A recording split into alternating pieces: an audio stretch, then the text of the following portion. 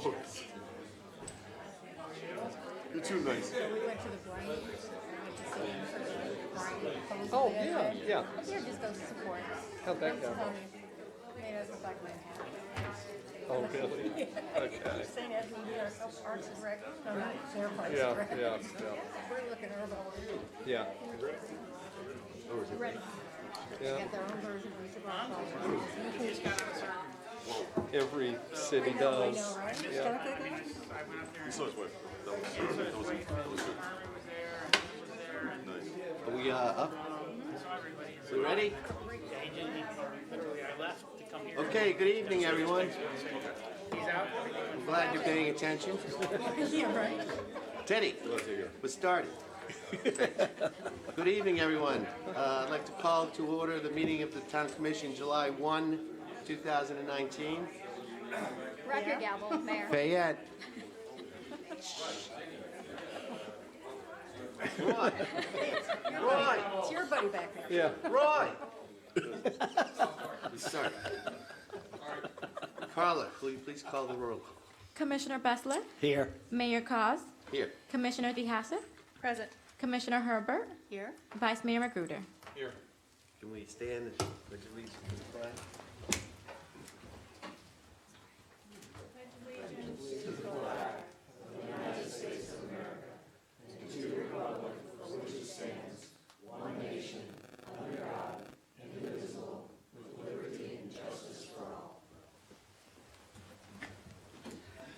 So just as an update, we concluded a 3-hour budget meeting this afternoon successfully, and now we're on to other town business.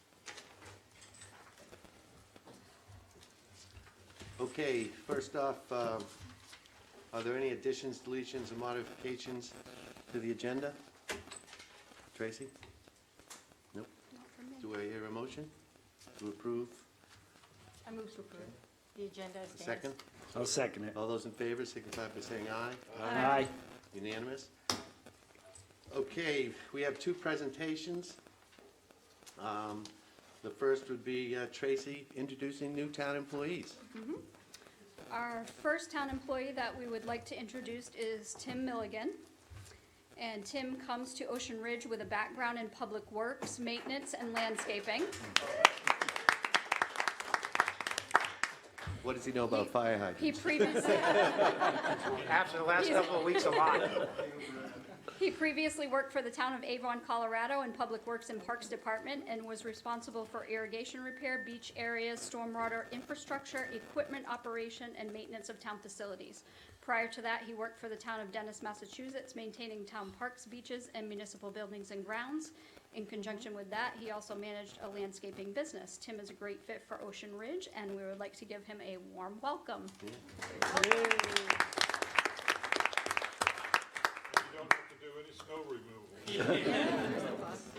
And Chief, I will turn to you. I would like to introduce to you our newest member of our dispatch staff, Danielle Valdez. Danielle's a Palm Beach County native, moved to Louisiana, and then moved back. She has a history in employment and customer service in restaurants, so she's doing very well. She's very customer service oriented. I'm happy to say she's been with us for 6 weeks. She has already passed her dispatch training and was released after passing her state exam successfully last week on her own. So when you call in, you may hear Danielle's voice, and if you come in, you will hopefully see her at the window. Welcome.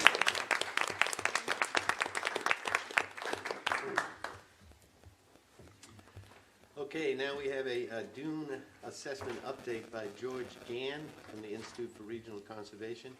I'd like to welcome George Gann to the podium.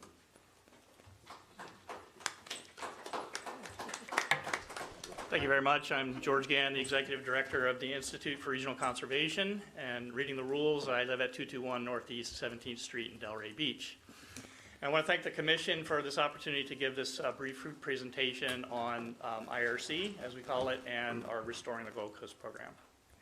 I want to start off with some acknowledgments, and at the top, I won't go through all of them, but at the top I want to just thank several members of the Ocean Ridge community who helped us during the proposal process and getting this Restoring the Gold Coast project off the ground, including Jerry Lower, who was very helpful in introducing us to people, as well as Christine DeHasseth and Kimberly Duke Pompeo for writing letters of support. The outline of this talk will be a brief background on IRC and our mission, the conservation context of the project, and then the Restoring the Gold Coast program and the assessment of the dune that we did. Okay, so IRC is a conservation organization. Our job is to attempt to prevent extinctions of native plants, animals, and ecosystems. We've been around for a while. This is our 35th year, and we have a fairly broad program. We work on floristic and faunistic inventories, rare species research, ecological restoration design and implementation, as well as outreach and education, online tools, and international policy. So I want to give you some idea of some of the resources that we provide to the public for free. We have a number of online resources, including Natives for Your Neighborhood, and there's some brochures outside here on that program. Also for the science and land manager community, we have the Floristic Inventory of South Florida. We produced a book called Rare Plants of South Florida that forms the basis of much of our program. And we also collaborate with local groups like the Ocean Ridge Garden Club to produce documents like this gardening guide for the Barrier Island.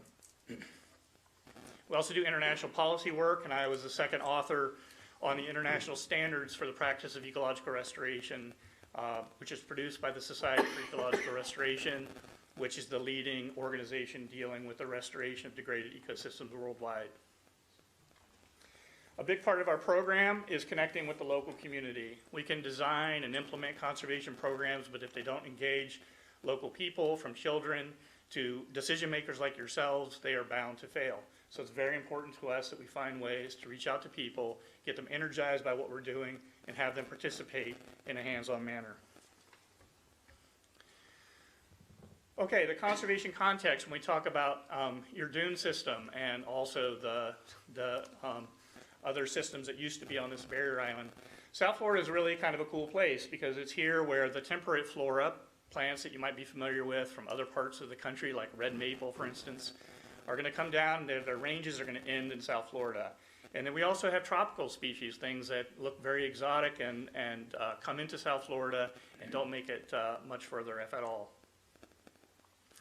And then we have endemics. We have plants that are found nowhere else in the world. And there are about 50 species that are endemics. The science is changing all the time. But this is a good example. This is beach cluster vine. It is a federally endangered plant, and it is found, you can see the map there, from Key Biscayne north into Martin County, and that's its entire range in the entire world. We have a great conservation system in South Florida. More than 50% of the land area of South Florida is in protected areas, but most of those protected areas are interior wetlands. And when you look at the coastal systems, especially the scrub and the coastal dune system, these areas are poorly protected. So you find very few conservation areas, and they have to do the bulk of the work. In many cases, some of these coastal areas have conservation value, but they're not designated as conservation areas or managed as such. So when we talk about biodiversity and why IRC is interested in the coastal dune system of Ocean Ridge and the rest of southeastern Palm Beach County, this is a slide from about 1970. So due to the types of development that occurred, from putting buildings too close to the ocean to putting out jetties and stealing each other's sand, we basically caused all of the dune system to erode into the ocean. And so into that system went the native plants and animals that used to live on the barrier island. There's lots of success stories, but here's a couple. Miami Beach, I actually worked on that project in the late 80s, and so it's most of Miami Beach is a fairly stable system. It hasn't really changed much since the renourishment that took place in the mid-1980s. And then Delray Beach is a good example where there's been a concerted effort for a long period of time to restore as many of the native species of plants as were known to occur in that area. I also want to point out that the restoration and management of dune systems has been pointed out as one of the essential goals from the Southeast Florida Regional Climate Change Compact, and that the state of Florida is very well aware of the importance of dune systems, including their role in providing critical habitat for native plants and animals, but also as a defense against major storm events. So this brings us to our Restoring the Gold Coast. To bring you back, we're a conservation organization, but conservation organizations in the real world have to work with real communities who have real needs. So the idea here is to restore the biodiversity of the southeastern Palm Beach County dune system. And the idea is really rather simple. Diverse ecosystems are healthy. Healthy ecosystems are more resilient. They provide all sorts of other additional ecosystem services that single species or degraded ecosystems do not. So the idea is that we want to put back as many of the species that used to be in the dune system as we can, practically speaking. Yeah. All right, so what do we do well? We know how to move sand. We're really good at it. We've been doing it for a long time. We also know how to plant sea oats and a few other species, but most dune projects have 1 or 2 or maybe 5 or 6 species, that's it. And we're also doing really well with, that's okay, we're also doing really well with sea turtles. But when you look at the diversity of the plants that used to be here, there are about 200 species, maybe a little bit more, that used to be part of the dune system, from the pioneer zone to the coastal hammocks and even the freshwater wetlands behind them. And so even a really good dune system like Delray has about 100 species. So there's about, probably more now, we're collecting a bigger list, but there are at least 75 species that used to be in this area that are missing. And some of them haven't been collected in this area since the early 1900s. So the idea here is to, our preliminary targets are to conduct outreach to municipalities and community groups like we're doing here, to assess the coastal plant diversity, to conduct hands-on restoration education events, and to increase the depleted populations of native plants, and to engage public officials and other influencers who can make decisions to better manage the dune system. Okay, on June 3rd, as part of this process, we did a rapid assessment. This is like a 2-hour assessment. If I were going to do a real assessment, it would take maybe a couple of days with the 2.5 miles of beach. And I was there. Kimberly Duke Pompeo, Commissioner Bessler was there as an observer, and we had logistical support from the town, which we appreciate. Okay. And I just want to talk about some scenarios. Okay, I'm not going to go into every mile of the beach or every little situation, but just give you a general idea of what's out there. One is that there's already ongoing projects to restore biodiversity in the dune system, and we want to learn from what people have been doing and talk to the people who have been doing things and acknowledge those efforts. So there's efforts like the Ocean Ridge Garden Club at the south end of the town, as well as the newly planted area at Beachway Drive.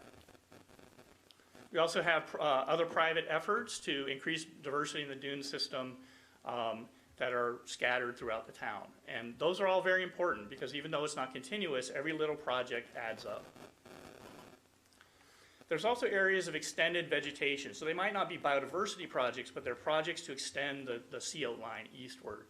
And so of particular interest was this, we were contacted by Gene Day from 6767, and so over a long period of time, they've just been planting sea oats and planting sea oats and planting sea oats. And so on the upper left-hand slide, you can see the sea oats are really moving way out into the beach. And then also projects like this sea oat project at the village of the Villas of Ocean Ridge, where you can see where there's a good base for the sea oat project. Go ahead. And to get an idea of the 6767 Ocean Boulevard, it's a really wide dune, and it presents a great opportunity for dune biodiversity enhancement there. I want to talk about some areas of need and some things that we're not going to do as part of our project because they're outside of our scope. And one is areas of clear engineering need, areas where buildings are too close to the water, and it's going to be very difficult to get a good vegetation system going there. We're also not going to be working, although we would recommend that people do that, where areas like this, where really what is needed first is to move the sea oat line eastward. And there are other people that have talked to the commission about this before, and we would recommend that that work be done. Okay.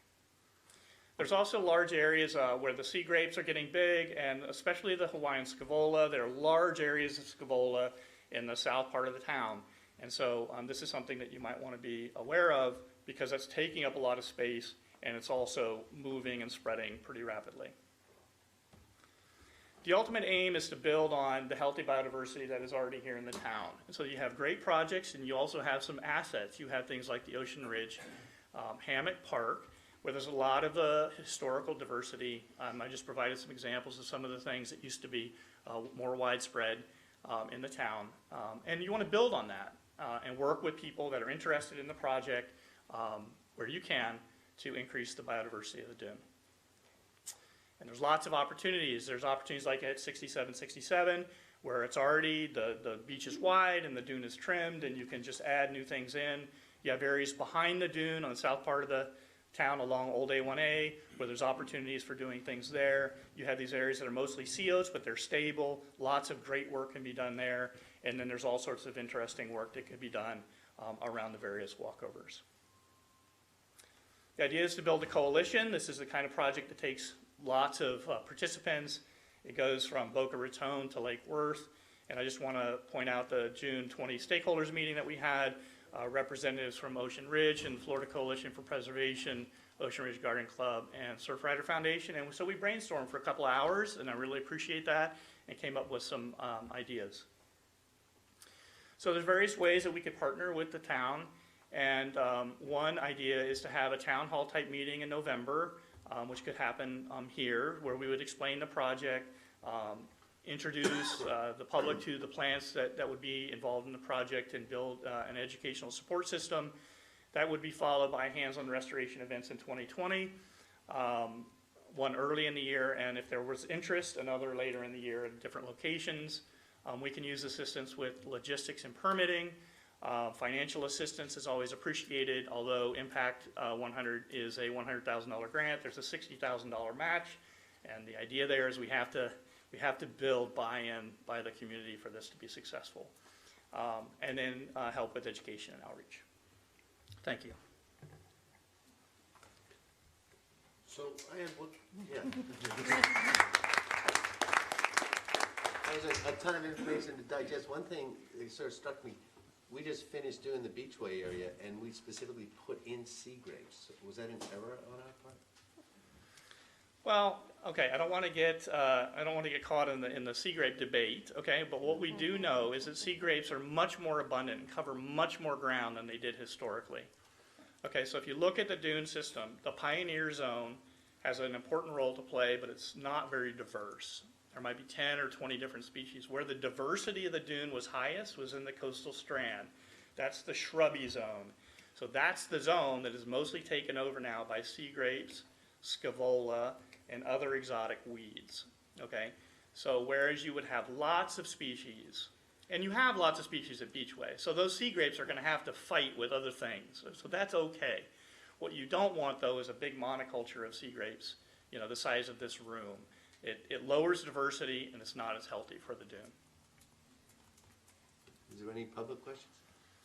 Question, can sea grapes be pulled out of the sand more easily in a storm than something like railroad vine and sea oats as far as holding the dune with having major storms? Well, especially if they get big, okay? We all know that sea grapes, when they get large, become projectiles. They get pushed over, and they are like giant tumbleweeds, right? And so the roots of the sea grapes are not very good at capturing the sand either.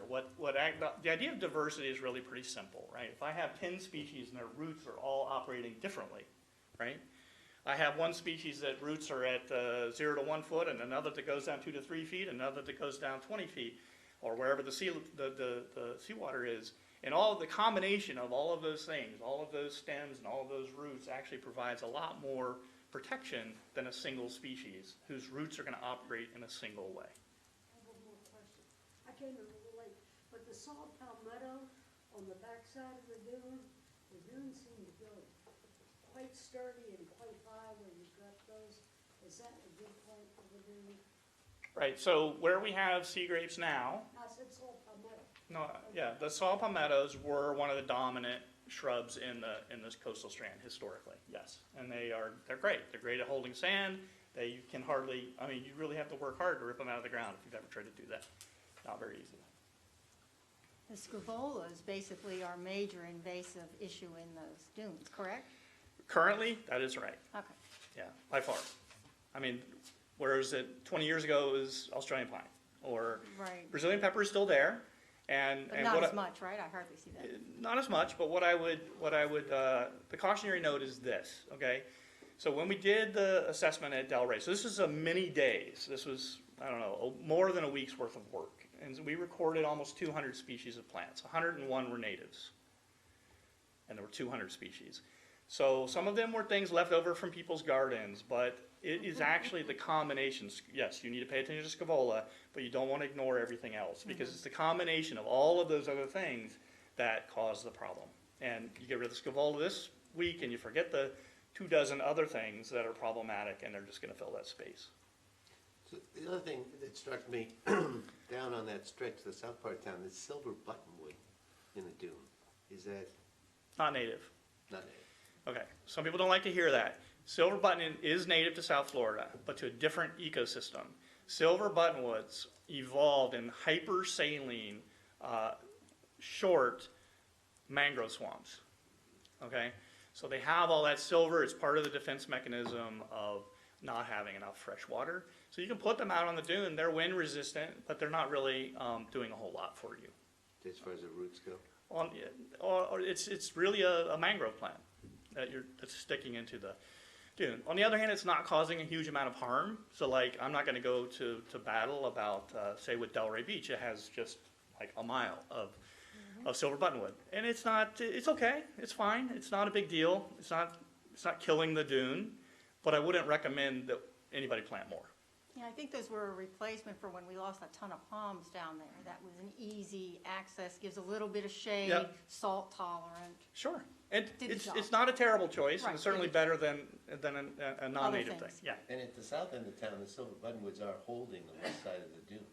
They're pressing up to the street. Well, a lot of people do plant them mostly because of the fact that they are very salt tolerant. they are. And not everything's gonna be native, obviously. We've No kind of lost most question. of our No native. question. No Yeah. question. If you remove the scaevola, what do you put in its place, or do you need to put something in its place? after Sure. you remove it? Yeah, so removing scaevola, you can, for one thing, fill a lot of space with sea oats and other big grasses to get quick cover so that things just don't come back in. But there are more than a couple of dozen different native shrubs that would normally be in where most of where those holes are, even on the backside of the dune. So there's lots of choices, and that's one of the things we're building a plant list, and we'll make recommendations as to, okay, in this situation, here's a group of species that we think are best for this role, and so forth. So we're doing the assessments now, talking to people, talking to stakeholders, getting an idea what people are interested in, and then creating the resources so that we can answer those kinds of And questions. so when you remove them, you need to have the plants available. Absolutely. Yeah, absolutely. And what's the best time of year to plant on a dune? Almost any time except for July. Right, pre-storm. So we traditionally, and we know that climate is changing and things are chaotic, but traditionally in South Florida, there's a period of heat with no rain in July or in early August. So before the fall frontal systems start, it can get really, really hot and a lot of evaporation stress on plants. So I don't like to plant in July. There's also turtle considerations, so there's logistical issues of certain times of the year are easier logistically, but in terms of, how plants act. There's also hurricanes, so There are also hurricanes, yeah. you can Right, plant which late. can do Yeah. a lot of Sounds like damage spring. on brand new plants. yeah. Anytime we plant anything in South Florida, it's a little bit of a roll of the dice. We could also miss the hurricane season and plant in January where everything is great, and then we have one of these super rare but lethal frontal systems in a freeze. Yeah. So I've learned we just plant, and Anything most of the July. time you do all right. Take out It's insurance. better to scatter it across the year, right? Can I ask a question? Has there been any consideration to approach the individual property owners, get a list, approach them with some incentives, some Yes. arm twisting, so that Yes. they will be more incentivized to go ahead and pull out the Hawaiian Scaevola, which is in some locations a whole dune? Yeah, no, for sure. Absolutely. So Ocean Ridge doesn't have a lot of public dune, all right? So for our project to work in Ocean, even though we can partner with Boynton Beach at their park across the street and the county, but still, most of the dune is private. So what we're trying to do is figure out exactly what you said.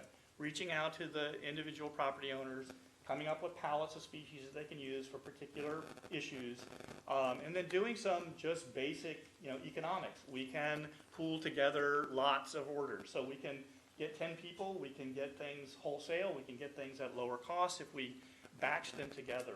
We maybe can get streamlined permitting where it's required, or turtle issues and all of that. You could also ask somebody to review the dune preservation code in our town code, which is extremely weak.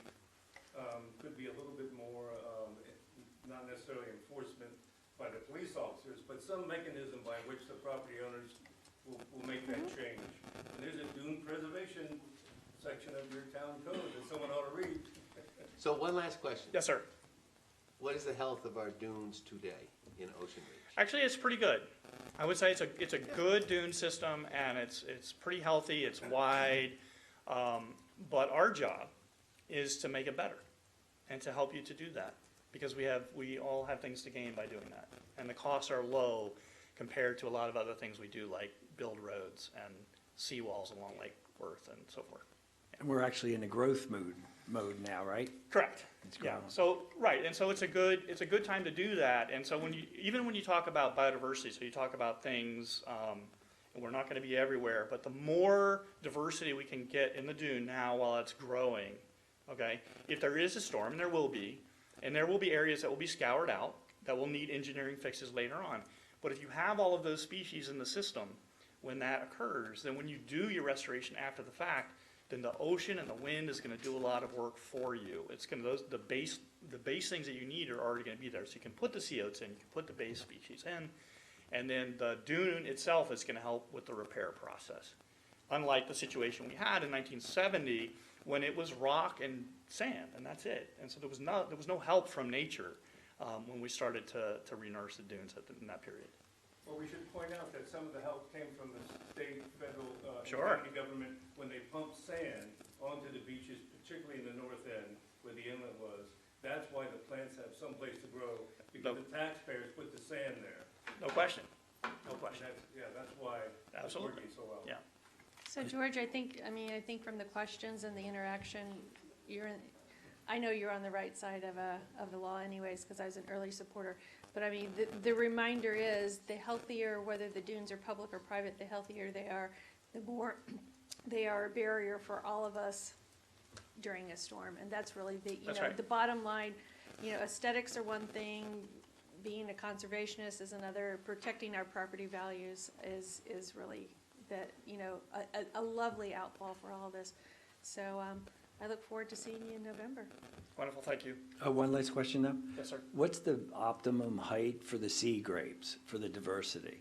Because I think you had mentioned to me. Watch out. Yeah, I don't know that I like the word That's optimal, but a loaded question. lower is better. Right. Right. No, Right, and less, but almost more important than lower is better is a smaller footprint. More diversity. Okay, so one of the things that's happening is well, I was involved with the town of Palm Beach in the late 1980s when they started doing the trimming there. Been a long time. So there's been trimming done for, I guess that's going on 3 decades now. But what's happening is that the sea grapes are now moving out. So we're dealing with the height issue, but they're spreading. And as they're spreading, they're taking out sea oats and other things that have better root systems. So it's the two-prong effect, and I'm happy to talk with staff and the commission in the future about those kinds of technical details, of which there are many. Well, thank you very much. We'll definitely want to have you back, and thank all the citizens. Thank you. who've Thank worked you. with Thank you.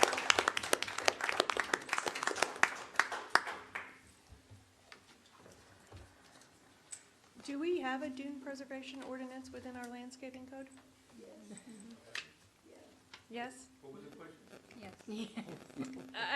I'm piggybacking off of what you had said, Terry, to maybe we should review what our codes and our ordinances say to see if they are in line with where we are today, because I'm pretty sure they weren't written Bring them up to yesterday. Yeah. Can you make a note of that, Tracy, and you and Absolutely. Wayne? Sure, cool. Okay, Carla, will you please read the announcements?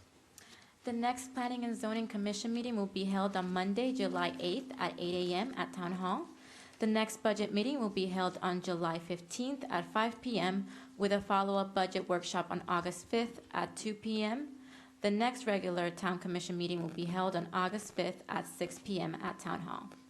Town Hall will be closed on Thursday, July 4th in observance of Independence Day. The town has launched a new alert system through Civic Plus. Residents who wish to sign up receive important town notifications should sign up on the town's website. An informational session regarding the new program along with an ice cream social will be held on July 17th at 6 p.m. at Town Hall. Next on the agenda is public comment. The mayor will invite the public to speak to the commission on any item that is not printed on the agenda. Public comment on a specific agenda item may be made later in the meeting when the items are taken up. There is a 3-minute individual limit for public comment that will be timed by the town clerk. Public comment is not meant to be question and answer period, and there will be no dialogue. Anyone wishing to speak during public comment, please come up to the podium and print your name and address on the sheet provided, and state your name and address for record. Public comment? Okay. Okay, approval of consent agenda. Carla, will you please read the consent agenda into the record? Adopt minutes of special town commission meeting of May 30th, 2019, and adopt minutes of regular town commission meeting of June 3rd, 2019. Anyone want to make a motion on approval? I move to adopt the minutes of the special town commission meeting of May 30th, 2019, and also to adopt the minutes of the regular town commission meeting of June 3rd, 2019. I'll second it. All those in favor signify by saying aye. Aye. Unanimous. Okay, regular agenda item. Septic to Sewer Citizens Advisory Committee appointment. This is acting town manager Yes. Stevens with you, I think. Yep, at the last town commission meeting, the town commission established the Septic to Sewer Citizens Advisory Committee, and each member of the commission that was present appointed a member to that committee. Since Commissioner DeHasseth was absent from the meeting, she will be presenting her appointment tonight. All right. I move to appoint Neil Hennigan to the Septic Sewer Citizens Advisory Committee. And we don't really need to vote on this because the way it was set up, each commissioner got to choose somebody. Okay. You still need to vote on the Yes, appointment. you still need to, you know, there was a motion and so, yeah, if we can have a Yes. second and then a I'll vote second. on it. Now we need a vote, right? I second. Yep. All those in favor signify by saying aye. Aye. Unanimous. Public comment? Should have done that first. Okay. Okay, second reading and adoption of ordinance number 2019-11. This is Town Attorney Brian Shute. And let's let Carla read that into the record first. An ordinance of the Town of Ocean Ridge, Florida, amending its code of ordinances by amending Chapter 66, Environmental Regulations, Article 4, Landscape in Division 3, Tree Permits, to modify the regulations regarding tree permits and to provide for the trimming of coconuts, providing for codification, repeal of conflicting ordinances, severability, and an effective date. At your last meeting, you approved the ordinance on first reading. There was some discussion on which date we would decide upon, and the commission at that time decided July 1st would be the time frame. However, because today is July 1st, the ordinance has been modified for this year only to go into effect for August the 15th. So therefore, you know, people will be notified and they will be given for this particular year until August the 15th in order to comply with this ordinance. Thereafter, if you adopt it every year thereafter, they would have to comply by July 1st. Any public comment? Commission comment? I have a comment, if you would.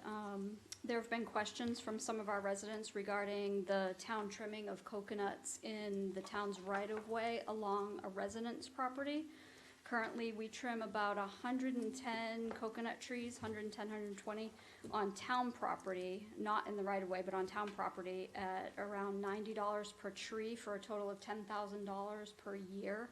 If the town were to begin trimming coconuts in the right-of-way along residents' properties, it could cost the town approximately $20,000 more than that. In order to pay for that, we could do a special assessment on the properties that we trim on, or we could opt to remove some trees to lower the cost. I just don't know how the commission wants to handle those situations. The first thing strikes me, I don't know how many people have coconuts. $90 a tree is outrageous. We had the Yeah. yeah, that's So how much we who's pay trimming our now. coconuts? Chris Wayne? Swain? No, Chris Chris Wayne, Wayne. our landscaper. Right, Right. Yeah, that's what I said. Maybe yeah, we could, I thought you said Look else. Swain. yeah. No. No. It's not just once a year, though, it's twice or 3 times a So year. the 90 Dep- includes When the they're yearly? mature, they cut them. Right, but the coconuts have a 12-month cycle, the actual growing of a coconut. So, I can't believe the town has that many coconut trees. No, anyway, I would go back to Chris Wayne and suggest that he come in with a low bid per tree. Otherwise, I would go to an outside company to do our coconut trees. How do you Okay, want to, yours, They're selling the coconuts too.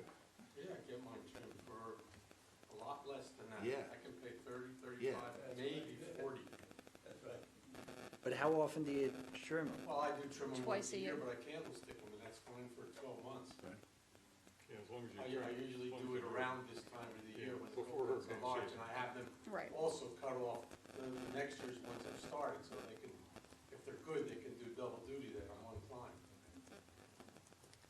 So that's half of the issue that you brought up. The other Right. half of the issue is, do we do some type of special assessment if there's an economy of scale to continue and do the residences at the same time, or do we take those trees down, or I don't know if there's another option? How many are in the right of way, you know? Approx. Billy counted approximately 200 extra trees, so that's why I said up to Right. 20,000 extra, but Do we know if the town planted them or do the residents plant them, or do we have any idea? it's probably a mixture of both. Over the years. Wow. Can I make a quick comment? Go to the podium. Terry Brown, Harbor Drive South. There's a street named Coconut, and the coconut palms were planted by the town, so Right. they belong to you. So I don't recommend taking those coconut palms down. In fact, if they die off, I would replant them. I think we also It's a planted beautiful- one, that's, Yeah. I think Yes, the long sir. coconut is part of the trees that we do already trim. Hi, Arthur Ziv, 9 Osprey Drive. I have a question. You said that those other trees were they're not in the right-of-way, they're just in public easement? They're in the town's right of way. The other 200 trees? Yeah, In the right of way. yeah, So what are the 100, the first ones you mentioned? town property. Oh, okay. Never mind. Sorry. it's kind of an unexpected issue. 200 more coconut trees. Yeah, big picture not a bad thing, but maintaining Yeah. is expensive. Rick Carey's 39 Spanish River Drive. I just had a question for the town attorney. We seem to be speaking of town property and the right-of-way as different. Isn't the right-of-way part of the town property? Well, as far as the jurisdiction of the town or the maintenance responsibilities in this respect, it would be essentially the same. So, I mean, the town is responsible for anything in the right-of-way regardless of who planted what. Whatever's in the right-of-way, we're responsible for. We're responsible to maintain it. So, it's on us as far as how you want to, how you want to treat that or maintain that. And I imagine that's why Tracy's bringing that up. So Yes. why don't we start here? Why don't we go to Chris Wayne and just Let's start with that, right? Let's see what- start with price? Definitely. Right. And We then can get different proposals too, not just from him, but Right. Yeah. other proposals as well. Right. I'd suggest we do that. Because, And I then mean, we'll- if we're looking at From you guys. $35 a tree for an additional 200, that's $7,000. That's a heck of a lot better That's than a lot. Yeah. $5,900. Yep. There are folks that come around and trim the trees that are not part of Chris Wayne, but when you look out for other contractors, they're gonna have to be insured and so on and so forth, correct? So Yes, they're gonna have to meet definitely. all this criteria Absolutely. just to take out the coconuts. That's, Most of where the money comes every from. single guy that comes in town to do this is insured and licensed and has a Oh, certificate. There's been some people come down Ridge Boulevard with a truck and a long pole and Kind of hoping. They were on Sable the other day. selling the Okay, so, Gotta put that back on the agenda for. so what do we do here, Brian? We're We've got this additional, How do you can we pass the ordinance? Yes. and instruct Katie? Well, I mean, I think you can pass the ordinance, and I think the town manager has direction as far as what to do, and then I'm sure at the next meeting, she can report back as far as what we've Proposals. heard or, what the next steps may be. Okay. Do I hear a motion? So moved. How's that?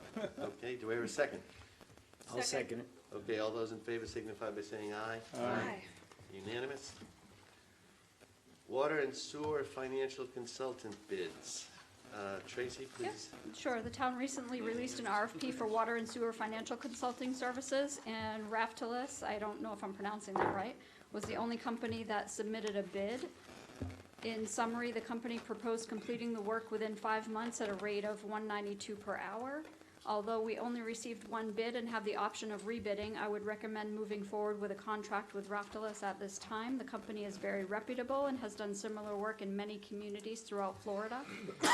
With our water contract expiring in 2020, I feel that it's necessary to move forward with a consultant now due to the time limitations that we're up against. If the commission awards the contract, the associated costs will need to be added to the budgets for our FY19 and FY20, as work would begin immediately and span into the next fiscal year.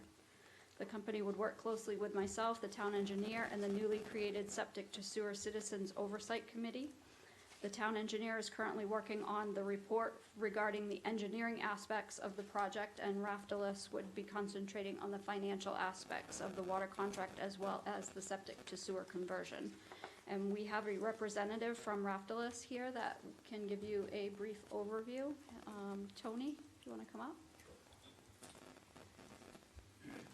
Thank you, Tracy. Mayor, Commissioners, I'm Tony Hairston with Raftelis. That was a good job, Tracy.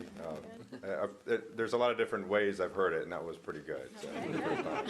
So we won't go into the others. So I don't know if you have our submittal, but as Ms. Stevens pointed out, we've worked with a lot of similar communities. You're a relatively small size, but I've personally worked with a lot of smaller utilities and larger ones as well in Palm Beach and other counties throughout Florida. And I'd be happy to answer any questions. We've already talked a little bit about our approach, really see as a first phase of developing a business plan for the town.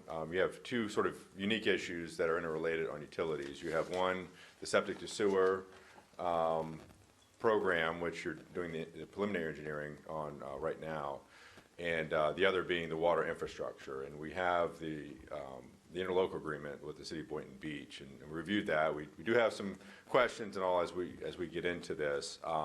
So they're separate in that one is already infrastructure that's in place, has been in place for a while. The other, potentially new infrastructure, both are very costly. One's costly and one's very, very costly. Certainly our experience with septic to sewer is it's not easy to do.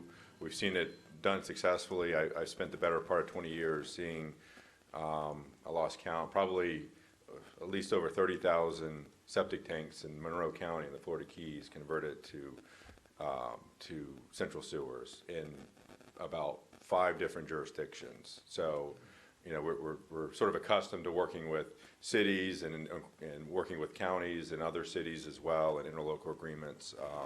It can get very tricky, but we've been at many public meetings and sort of seen the issues, and so we're well equipped to do that. We appreciate the opportunity to do that with the city. So the first phase that we propose is to if all is in alignment, we could meet potentially with the Citizens Oversight Committee in 2 weeks. Gives us just a little bit of time to get up to speed, but it's probably enough. It'd be myself and my colleague Rob Horry working on the project, pretty much side by side. I've probably done a little more septic to sewer, and Rob's done certainly more utility infrastructure, potential acquisitions, if that route. There's several routes you could go. So we work side by side. We've already had a good conversation. I talked with Rob this morning. And what we would do is start to gain some feedback, get some data, and develop a business plan which has some options. Here's some options that the town could consider, pros and cons, sort of desktop or high-level costs ranges, so just to give you an idea of the sort of decision points.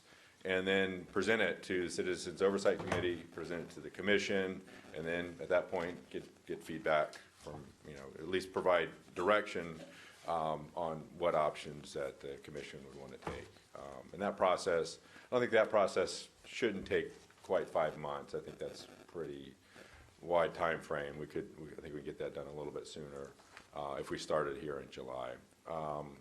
So I'll be happy to answer any questions. I kind of gave you the 30,000 foot level. Certainly the devil's in the details with the plans as those would get developed. So be happy to entertain any questions. So have you, we just set up a special citizens committee, Okay. and it's kind of a diverse crowd. Okay. Just a little background, Boynton was working with like 5 or 6 condo to the south of us. They were having a septic problem, so they were thinking of going and hooking into Boynton. Okay. So the town said, well, we're gonna have to do this at some point, let's do the big picture plan. It's a pretty diverse group. How would that work as far as you're interacting with them?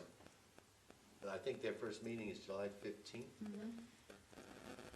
Well, I assume diverse is the property configuration, single family versus condos, right? We also have somebody that's familiar with government financing. Sure. There. Yeah, well, I think that's why it's important to meet early, as opposed to us getting data and going back in our corner and then coming up with something that completely misses the mark. We want to do 2 things. One is hear firsthand from this oversight committee, and 2 is build some level of rapport so that we can have a sort of dialogue. So, you know, we don't presume to come in knowing all the answers, because we've seen, the answers really have to work both ways. I mean, we're here to ground truth things and to help guide on what's feasible, but there's a certain amount of latitude or way things can go as far as policy. So the key to the diverse group is to have that interaction, to get that feedback and build the rapport. That would be, you know, the best way I can answer at this point. Basically setting expectations on both sides.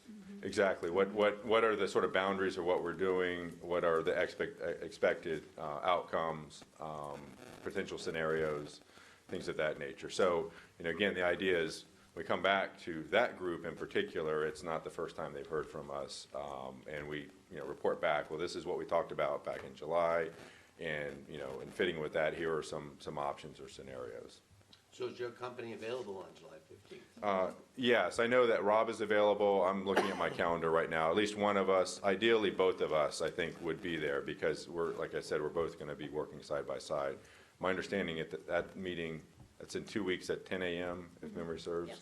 Or is it either Monday or Tuesday? It's the 15th? Monday. It's a Monday, 10 a.m., yep. So one of the things is we're in the middle of budget cycle, and we're trying to get a guesstimate as to, you had mentioned a 3-month process, maybe just for phase 1. We're trying to get a guesstimate because we need to plug a number into our budget. Sure. And as much as I'd like to say we'll pay you $192 for your first hour of work, I know Right. that it doesn't stop there. So Sure. any range that you would feel. Yeah, I think Worth sharing? we'll work on a time and materials basis, so it's not long, it's not, if things slow down or whatever, you can sort of tailor your spending, but, you know, we're estimating between 200 and 250 hours, so I would say budget-wise, we shared some cost estimates with Ms. Stevens, but roughly about $45,000 if you want to, you know, budget, if you round it to 50. For phase 1. For phase 1, yeah. Phase 1. And again, we bill based on as we go, so you sort of know as the Right. progress goes. And sometimes, I know because of the agreement, there's some time sensitivity on some of this. We understand sometimes it can be start, stop, which is not as efficient, but you know, we certainly, once we get going, we want to at least complete phase 1. And then, you know, depending on what the outcome is there, would dictate what other needs the How many town might need. phases are there? We've identified 3. The first one is the business plan, is here's your options, potential costs.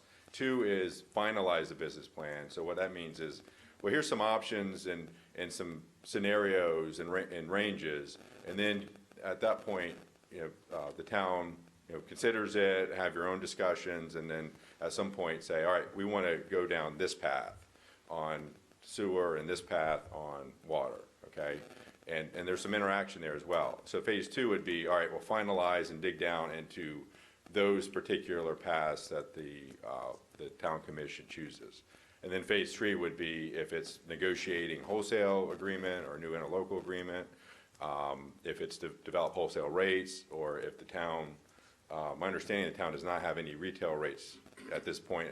Does the town, one of the options is do you get more into the utility business? You know, one extreme is you get more into the utility business as far as your rates and how your ratepayers are charged. The other is you get out of the business and just work completely with the city of Boynton Beach, or any other options is there. So it could be just negotiating the wholesale agreements, the interlocal agreements, could be developing rates, could be developing wholesale rates. We really don't know at this point. And so do you guesstimate, and we won't hold you to this, Mhm, obviously, right. is each phase is roughly 45,000? It could be a lot, some of them could be a lot less. Like phase two, I would imagine being, my guess right now would be less, because at that point, we're already familiar with the sort of the spectrum of possibilities, and then we already have some level of data. We may need a little bit more to drill down, but, you know, if we're, you know, honestly, if we're coming to 10 meetings, that adds to the cost. If we get it done in less meetings, it's a lower cost. So the phase two can be a lot more compact. And phase three, again, it depends on how many interactions we need to have to support the town, so. I'm hoping they'd be brought to speed quite quickly by some of the people on that committee have been involved in this for 2 or 3 years. Okay. As far as the urgency goes, we were urgent last year, but now that the 5 condos to the south have not only solved their problem, they've improved the whole situation. So we know we're going to have to shift in this direction, Okay. but we're not crushed for time at this minute, at this point. Okay, on the But septic. we still want to do it. Yeah, Right, well, septic, I'm only talking septic. right, because on the water infrastructure, you've got a contract that Contract ends in ending. 2020, so Yep. that would be, that's what our understanding Yes, is. correct. Current situation. And I believe Art had a question? This, Again, Arthur Ziv, 9 Osprey Drive. By way of background, I was a public finance investment banker for too many years, and so I've done a lot of these types of transactions. And the credentials of this firm are outstanding. In fact, he may not remember me, but I've actually done deals with Rob. Okay. And yeah, he's superb. My only thought is that they may not have, I don't know how much background they have as to what the city's current contracts are.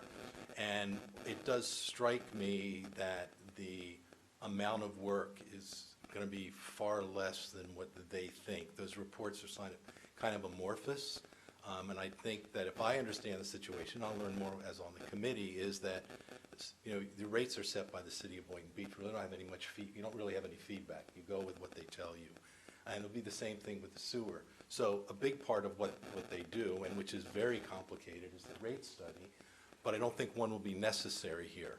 So where and there'll be a couple options. A lot of them will be finance related. A lot will be done by the engineering department, by your outside engineering firm. My only thought is that their fees, I think their hourly fees are very reasonable and appropriate.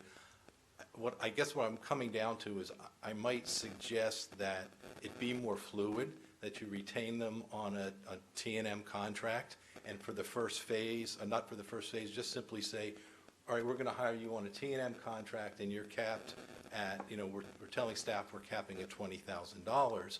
And then when they come in, after they have them, you know, we get going, they can come back and say, okay, now we all understand what's going on, and this is what we're going to need. They can give you a firmer number, and it'll all make sense. I just, not having this first meeting, thing, just going in and say, yes, start phase 1 study. I read their RFP, and it was like, I'm sorry, but I don't have a clue what the phase 1 study is. So that's just my suggestions, my comments. Great firm, great people. They will be invaluable, and you need somebody like that on the team. I just don't think, maybe getting ahead of ourselves a little bit. Thank you. does that suggestion work for your company? Yeah, we'll be happy if you just want us to get, instead of developing a business plan for this phase 1, if you want us to show up to the Citizen Oversight Committee in a couple weeks, and then at that point, it's sort of like a short summary or something like that, we'll be happy to scale down. We're going to need you. We Yeah. are going to need Sure, you. sure. But we're hoping that with the amount of work that's already been done, you'll be quite impressed and surprised and realize that, you know, you're the professionals, but there's enough information that's already been gathered. Sure. Yeah, I think the other thing you're gonna find out is we've got a lot less options than, you know, what Okay. you're looking at. Sure. So, Sure. we can cut them down pretty quickly, and this way you don't have to do any analysis of that. So back to Christine's question, which was the budget. What do you want to do? Want to cap at 25? I don't know if that's realistic. I mean, We were guesstimating, what, 40 is what you? 45 is what Is the what we- gentleman said. What, today when we were discussing? 30. Today we threw 30? 30 in the budget. I mean, right now, we have language in the agreement that says the total amount paid to the consultant shall not exceed the amount set forth in the adopted budget. So I don't know if you want to, if you have a number in the budget, then it's going to have the ceiling there, but then, you would have to change the number, and Tracy would have to come back to you to, I imagine for a budget transfer or something, if Right. she's moving something over, if she determines, well, we need more money. So we're gonna go with the 30 figure that's in the budget then, right? Well, just with the knowledge that it's a multi-year. Right. Yes. Right. Right. Multi-phase. But we have the ability, if things start rolling, to, But I'm But also- presuming phase 1 and phase 2 might be within the fiscal year that we've got coming up. That's what I was just gonna That's say. what we're hoping, might be. yeah. That's what I was just gonna say, yes. So 30,000. Does that work for your company, this approach? Just checking with you again. Again, that's fine. We'll, I provided some information today to Ms. Stevens as far as what the, once we learn more after our proposal, provided some additional information Right, to you can support write that. back here and say, Okay. gentlemen, this won't work, I Right. need the commitment for the 45 for phase 1. Yeah. We'll understand. Yeah, so basically, just to summarize, make sure I understand, well, at least one of us will be here on the 15th. We'll, obviously develop that rapport, and then we sort of know, wow, we thought you had a few options here on the water infrastructure and the septic to sewer. Maybe you don't have, or maybe it's validating what you already done, and then have you thought about a couple of items here? And then at that point, whether it's a business plan or some sort of truncated version of that, maybe you start going into this phase 2 and 3 that we sort of conceptually developed. And we're fine to scale it however suits the town. Okay. Yep, Yeah, we don't want to do anything to hinder you from doing your job. sure, Yeah, sure. Right, but we just don't we have got to to shorten budget the process. simultaneously. Sure. Included through the system. Yep. Yes, Can I make a comment? yes. So Ann Hennigan, 91 Island Drive South. In the spirit of productivity, may I make a suggestion for this first meeting, is that there, as you had mentioned, or someone had mentioned, that this committee is diverse. And there are different backgrounds of the different people on that committee. May I suggest that in preparation for that first meeting, that maybe some kind of a report or information be presented or be sent to the 5 members as well as to this company, so that they're all starting with a level playing ground. They all have the same kind of background as to what's been done, what they think that, what you think the issues are, what you think the objectives are, and then they can all start from the same place, so that they're not just starting from scratch at this meeting, and then this thing and that thing, and then, they're just spending the first meeting trying to figure out who knows what. So it's just a suggestion to be productive. And I believe Ron has that material. I believe. So He it has should be- some, yeah. Yeah, I Has can get some. with Ron, definitely. Right, and then before that. And he distribute can it reach before out the to the meeting. others as well. Well, There will be no. package No, materials. no, I forgot. Right. No, we cannot do that. No. There will be package materials going out prior to Yes. the first meeting. One more quick question, if you don't mind. Ultimately, in the project, given that there's so many variables on cost that we can't control, like the central system, Boynton and Delray's, the flow, I'm speaking primarily of sewer, because we already have a water contract. Will there be an ultimate product where an individual family owner or a condo building would know what their infrastructure cost would be to hook up? Removing the septic tank, putting the pipe in, whatever is required, surveying, you're talking big costs for individual owners.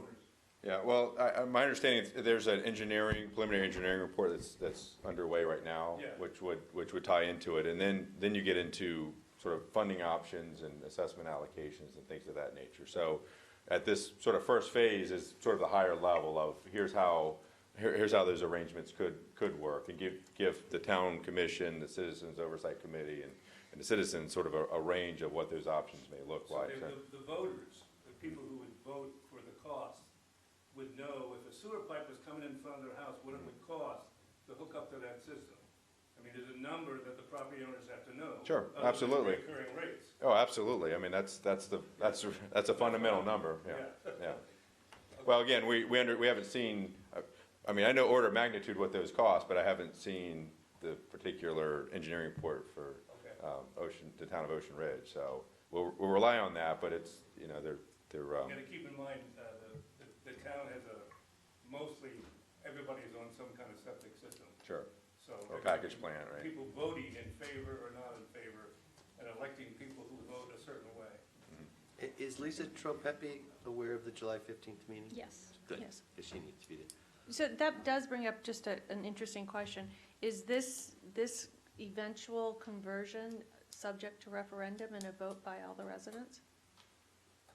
Not if it's mandated by the governor. Well, it's not mandated yet, so. No, yeah.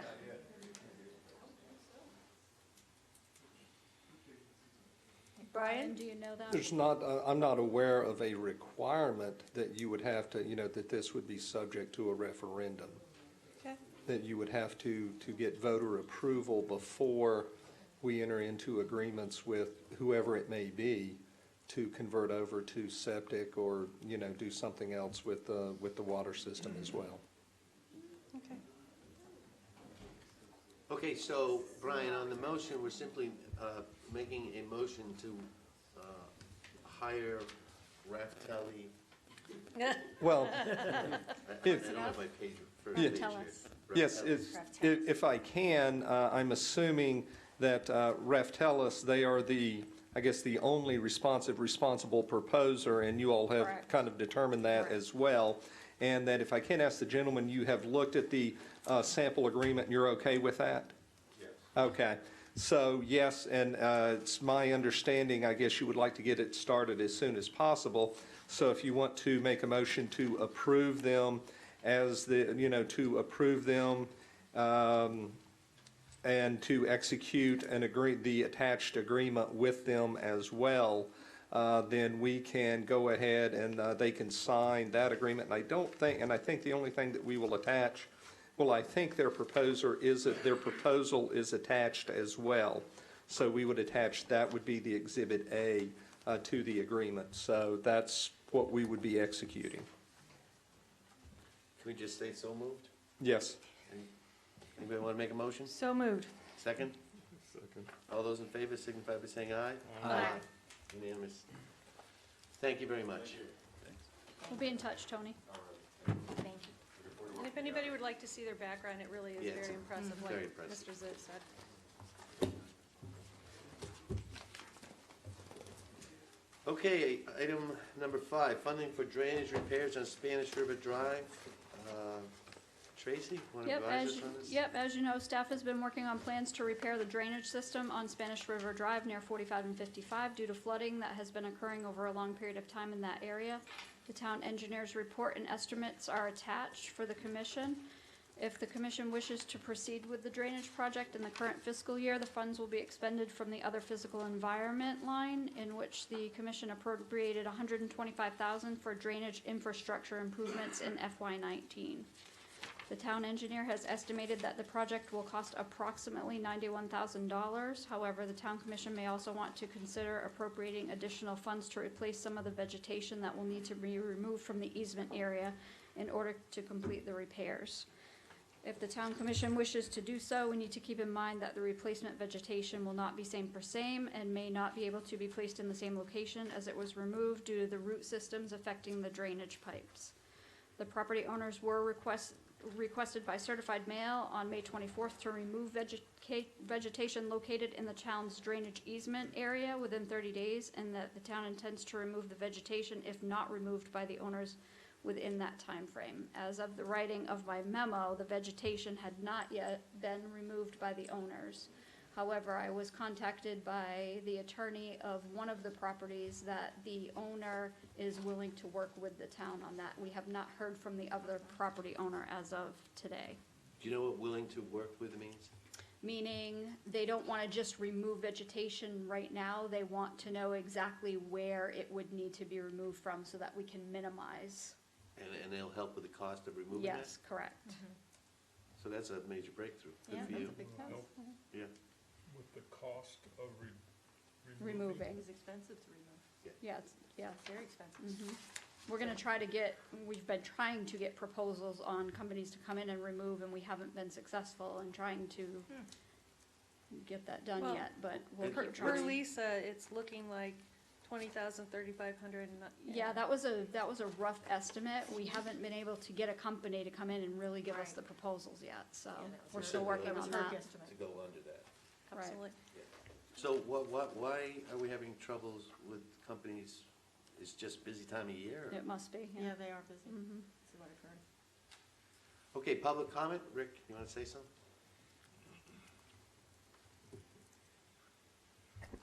This is ending up to be a very expensive project for the town, and I And was you're going hoping. into the landscaping business, right?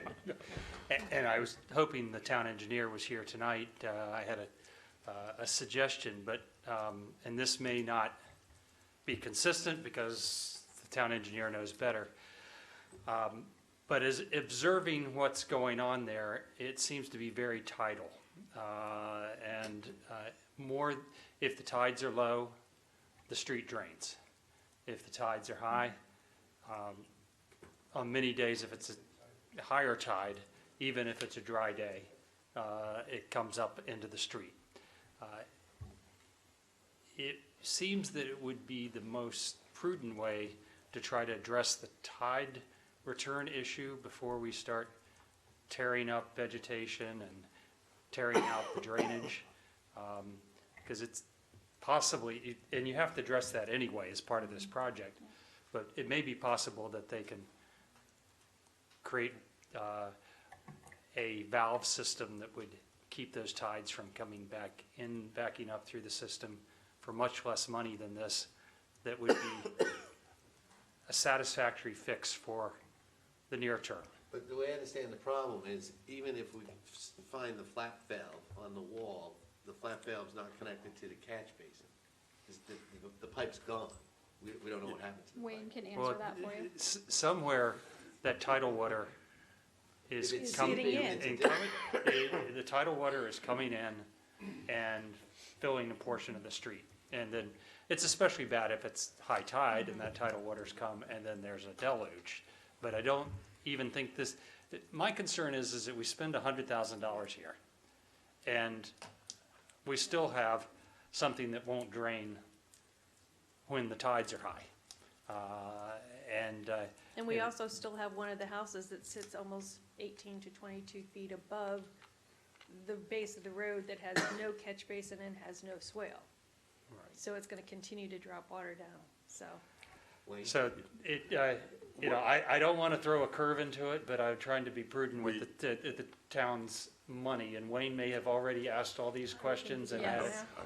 because he's, and said, okay, that's great, I've asked that and it doesn't work, so. No, well, I just want to add to that. We've looked at this several different ways.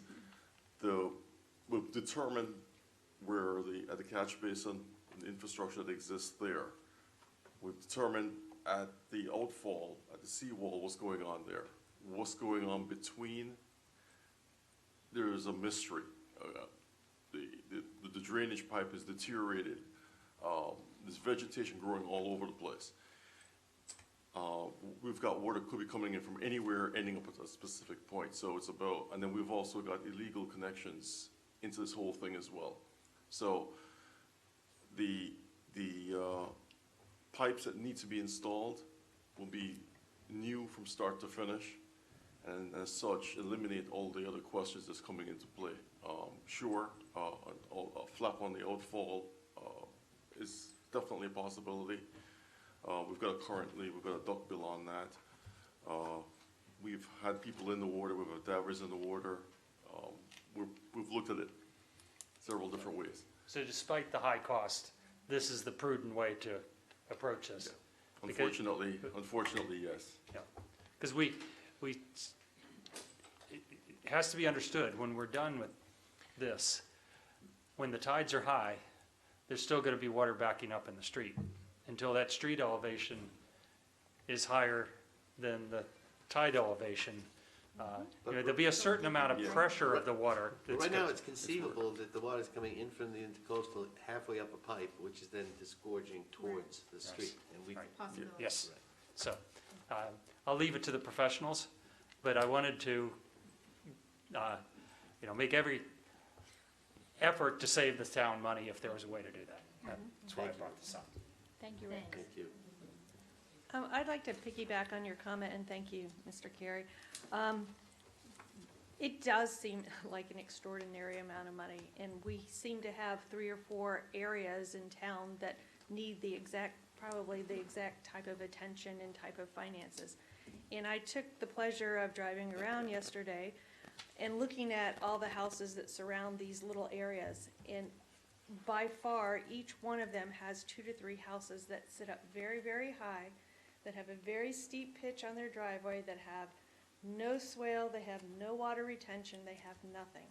And I'm sure that they were built to code when we first built them. I mean, that's kind of how we did things, and I think now that we're a little smarter and we're a little wiser, I don't think our ordinances now necessarily are helping us as a town. As a town, we are taking on the responsibility to right some of these wrongs and fix some things, but I think that I would like to see more of a partnership with the residents doing what they can do also, because together I think both of those solutions would be bigger than the individual pieces. So I would like to suggest that we need to take a look at enhancing some of our ordinances on drainage solutions. I think we've talked about it for a long time. I think we've sometimes turned a blind eye and not enforced a lot of stuff. I'm not talking about you, but on the upfront. And I just would like to see more of a partnership attitude going into this, because, you know, it's you know, they're serious issues, but I think that we are not doing ourselves any favor as a town if we don't ask the residents to help us in doing some things too. I agree with you 100%, and the Planning and Zoning Commission, while they do their development plan reviews, will be also reviewing that, and Mr. Carey is very cognizant of that, and will definitely make comments on those applications, and by enhancing our ordinances with drainage solutions, that will help the committee in that effort as well. A moment ago, I spoke as a Spanish River Drive. Now I speak as a member of Planning and Zoning. One of the things that we have not many tools in our toolbox to solve this, but the one that is most evident is enhancing swales throughout the town. In most cases, 25 feet from the edge of the pavement or the curb, it's still town right-of-way. And over time, that has been incorporated into people's landscape plans. Every time we have a new application for work, 56 Spanish River, which is one of the ones right in this vicinity, just came before Planning and Zoning last month. And we're going to insist that the swale be restored in that area. Now it's a landscape mound, which with no restrictions on drainage. So if we, over time, every time there's an application before us, every time somebody wants to do a replacement of their driveway or resetting the pavers, we put in those drainage restrictions and enforce that a swale gets put in place. And we come back in some of these cases where the projects are new homes, and Wayne knows one that I'm thinking in particular of, that 2 months after it gets built, the swale seems to have just disappeared, and enforce those and do some code enforcement. Don't we currently have, that's in there? That's already in the code. When you're talking swale, you're talking lawn that can absorb. It's not real deep, but it's not a hill going up from the edge of the road. And we could look in, the town engineer could redefine how deeply we're talking about. But So do we have established fines for doing something like that? It's not processed.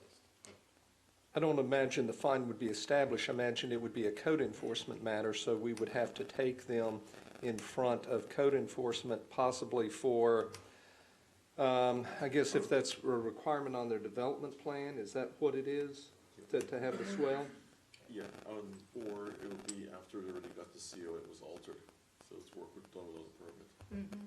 Yeah, but you might be walking down a dangerous road if you then, the house next door was built 30 years ago, they encroached on the swale.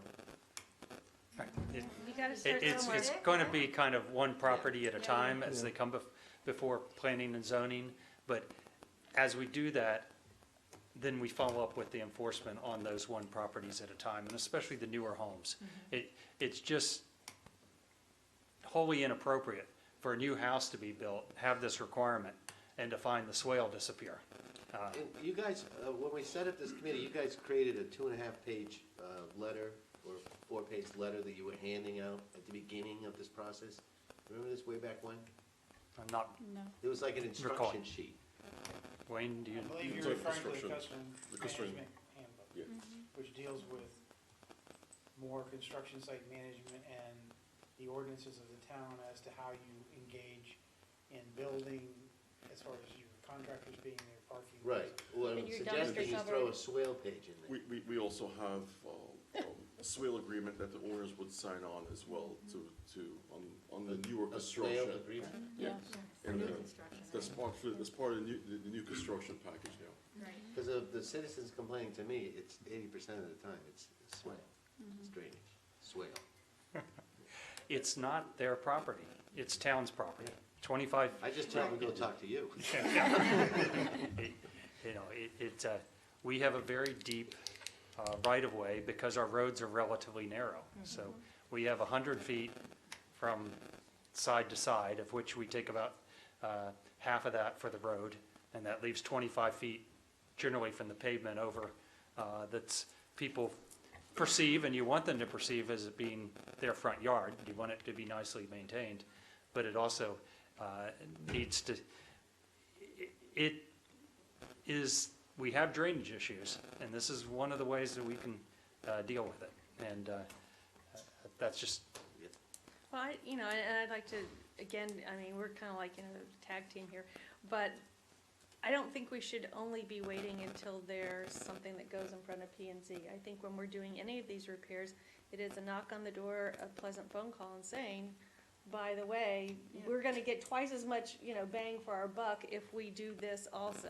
Those phone calls don't go pleasantly, ask Wayne. Sorry. yeah, well, I mean, You know what? there's a lot of places where there's hedges built in the right-of-way, some things built right up almost to the road edge.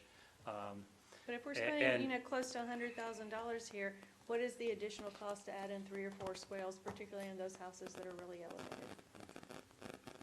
We're not talking tens of thousands of dollars.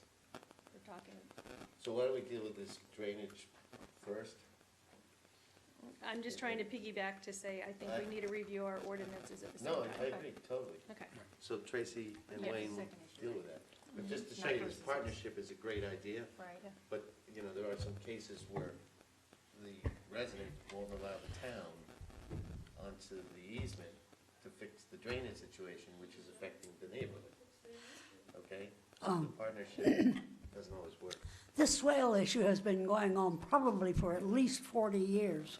And when Digby was very active, he would go after people that filled in their swales.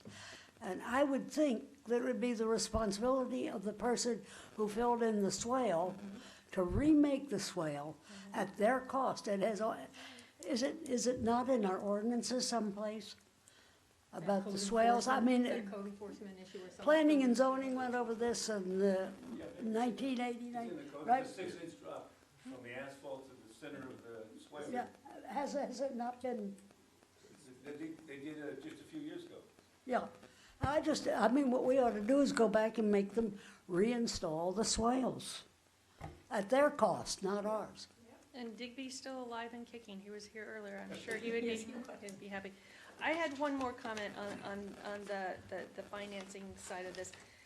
Help explain to me, if we were replacing vegetation that may be removed for these fixtures, are we not replacing vegetation on private property? Or is it considered our easement, so it's town property? Brian has Yeah. Well, He does. I mean, the easement that we have in this particular case is just, all it says is it's a drainage easement on a plat. So it's not our standard easement form where we like to have the great language that says we can go in there and do anything we want, and you have to keep all of your stuff out of here, and we just give you notice, and we're going in here and doing this. So that is not that type of easement arrangement that we have.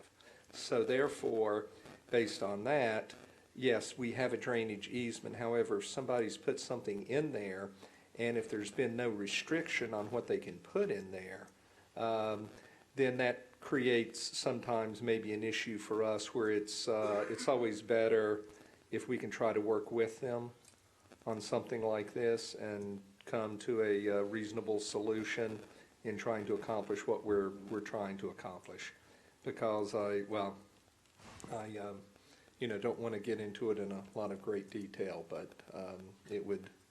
That's what, the good news is Tracy said that one of the residents. Yes. agreed He's to gonna part. work with us. Yeah, but that's only half. What about the other half? What if they wanna put that vegetation back on and absentee- ruin the pipes They again? haven't lived there forever, I don't know what. My comment, I got a comment, I've been involved in the Spanish River Bimini project probably for 2 years. I think one of the things that we did to improve the drainage on Spanish River was when we got the new company into video the pipelines, and we found the concrete block down at the end of Spanish River, and that alleviated a lot of the flooding, at least at that end. And I think what we're talking about now at this 54-55, if we go through with this project, that, and put the right type of valve on the intercoastal side, it's gonna take care of quite a bit more, if not all of it, going down, and so we won't have to do anything down at Bimini again.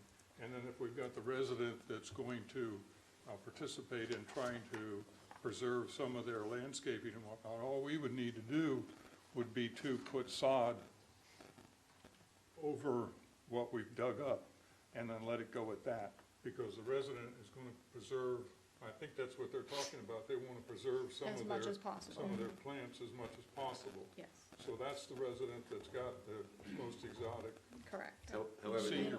the other resident, to Phil's point, might then come out to the town. Have you walked the property? I've been down there. Yeah. The problem is it's not a clean easement like we usually. Yeah, but I think sodding over whatever we dig up should suffice. For the other We'll side. find out, we'll Yeah. find out. Yeah, we will. Okay. Okay, so- any more commissioner discussion on this?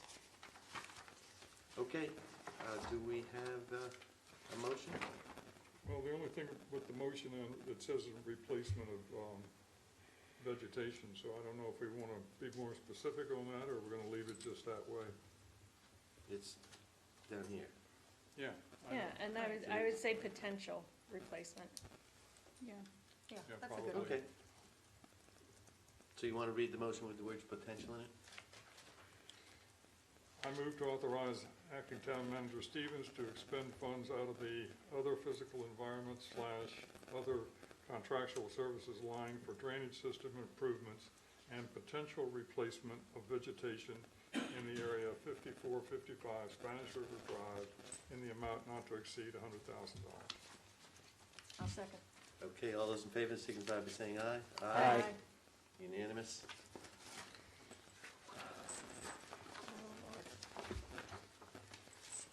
Okay, approved verbiage for beach signs.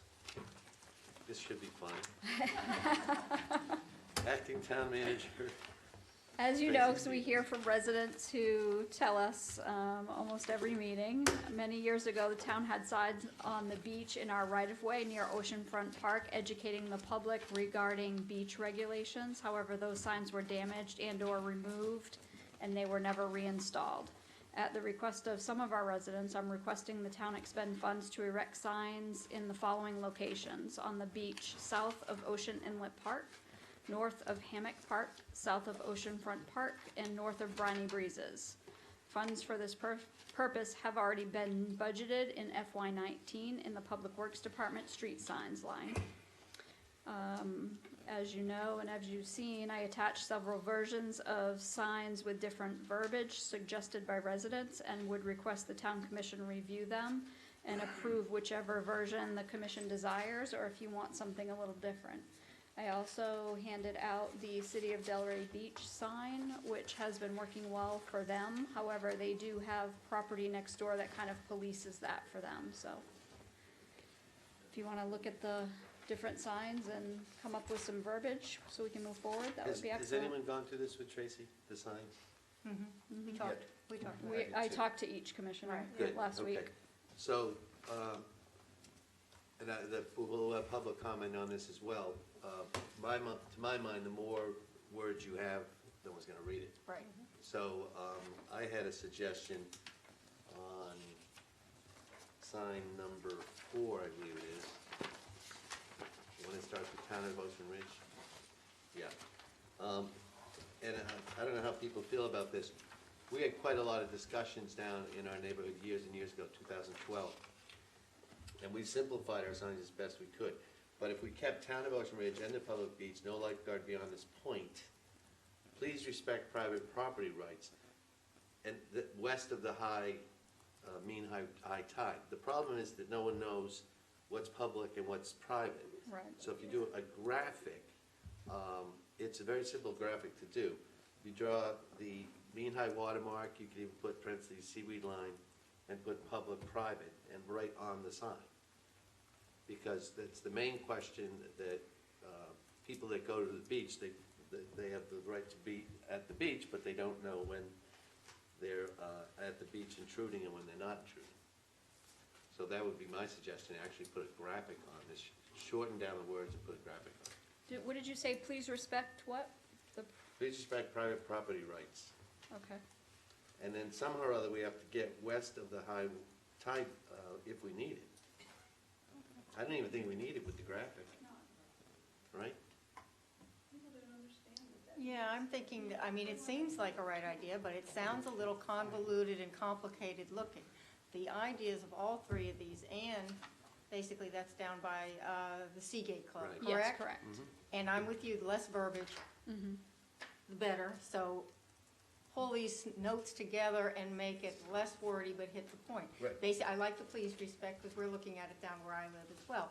Please, private property, please respect, and maybe if you could come up with one that will, as close as we can get to how the ever-changing rule is going on this property thing. East of the high tide line, do we have to say mean, do we have to say daily? I mean, who's going? The problem is no one understands that. Well, I think they'd understand east of high tide. No?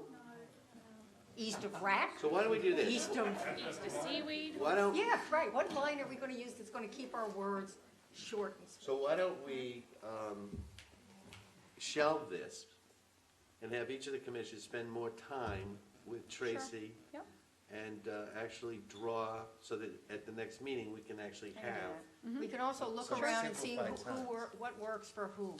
Because obviously making I don't know if y'all got to see this one, but this is shorter, sweeter, to the point, making it in our more attractive Town of Ocean Ridge sign But it doesn't would say help anything that immensely. applies to our town. Well, it says, public beach boundary, that's your stop, so we can use the private property ahead type thing. And it says the lifeguard, says the swim at your own risk, and then we just need to put in something that gives some kind of title line, Right, right? understand. What's private and what's public? Well, that's what we're talking about, That's- east of the, right? But, I mean, I've talked to a couple residents today. I don't go to the beach, so I have no personal stake in this. I'm allergic to the sun. And you live in Florida? Yeah. She's smart. But, the feedback I got, besides, the public and private and the daily mean high tide line or whatever.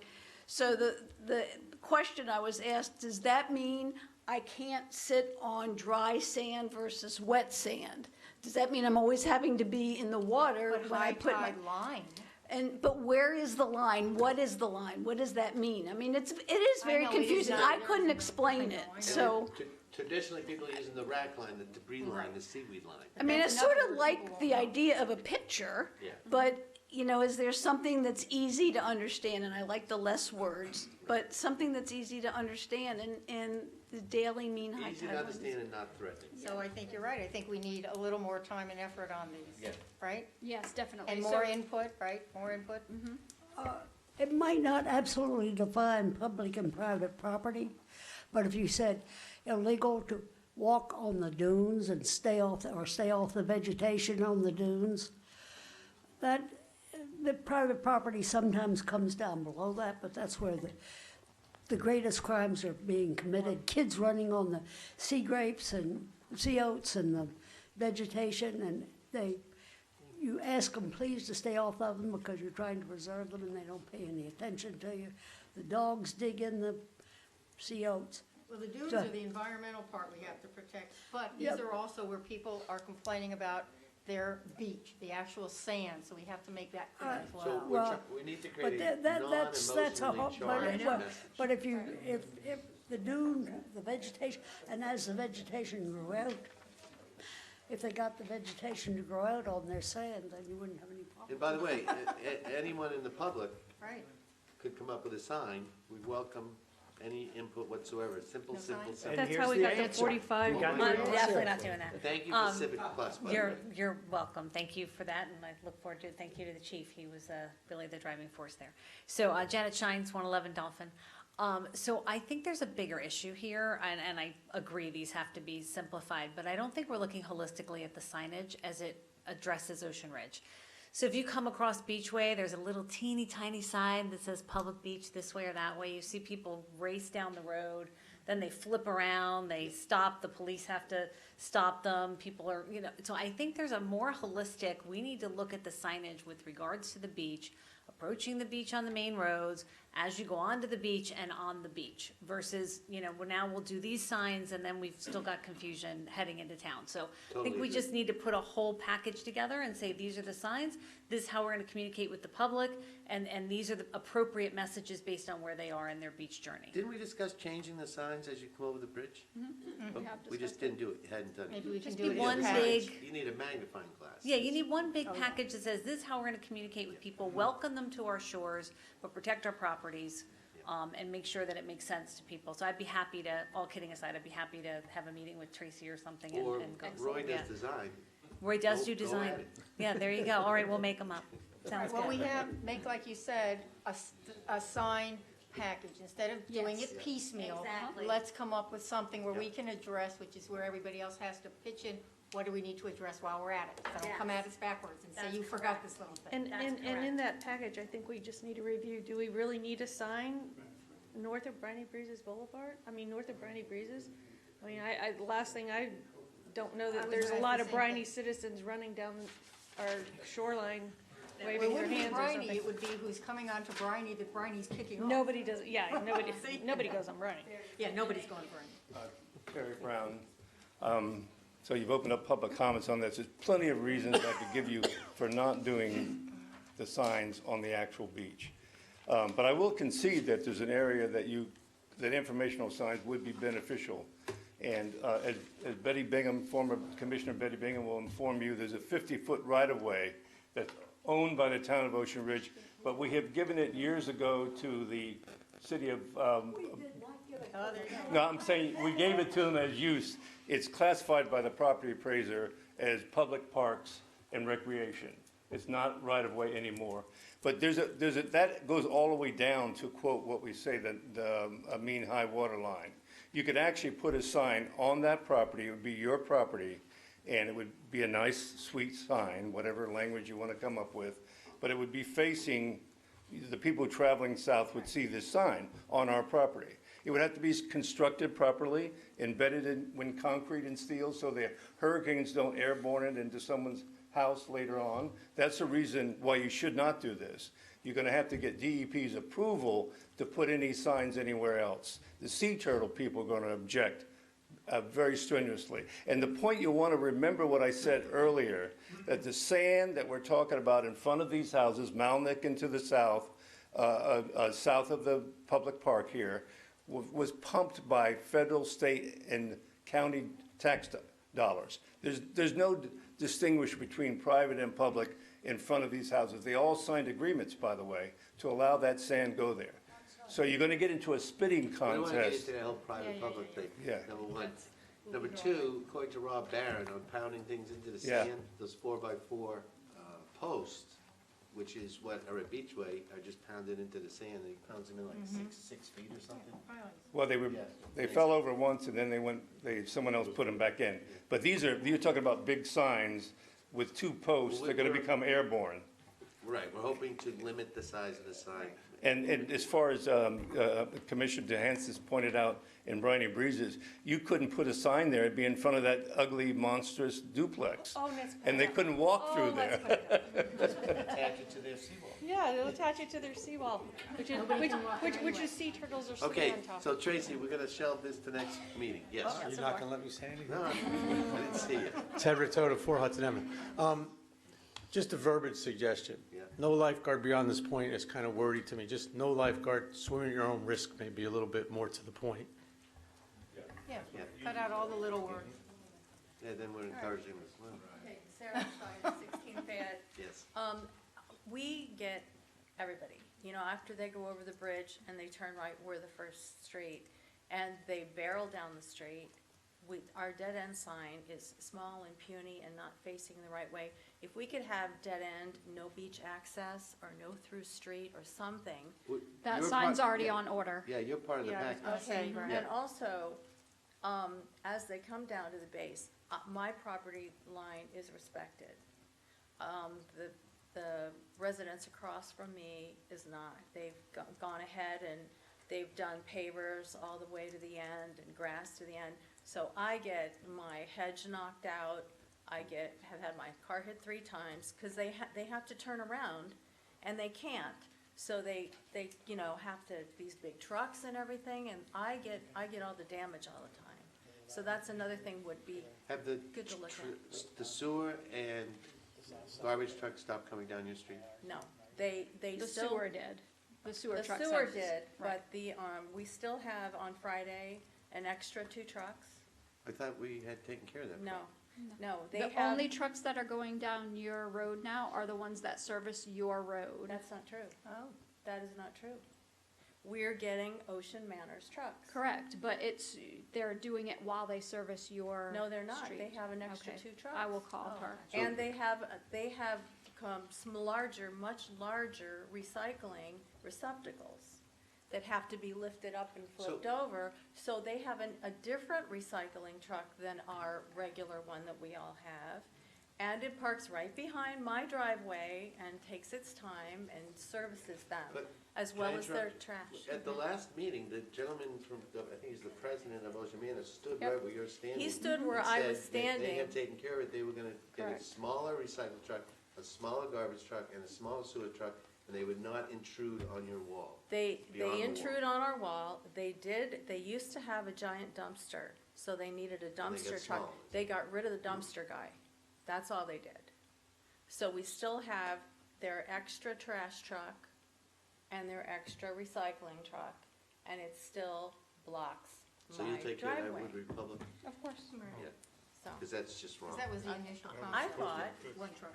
I thought so, and that's why I asked you particularly. It's a little quicker now because there are 3 residents installed there, living there.